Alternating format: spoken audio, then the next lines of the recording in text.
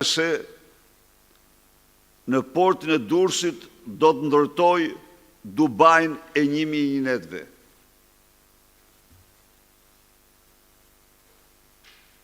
Do të zhduk portin e Durrësit.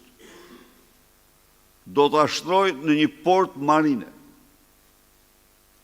ku do ndërtoj në trojet publike të atij porti 12.000 apartamente, 12.600 apartamente, 6 hotele me 5-6 yje, pishina të standardeve më të larta dhe një marin për 200 jahte. Dhe do ndërtoj një port tjetër në Porto Romano, i cili do të ndërtohet nga privati, cili do që njihet me këtë projekt,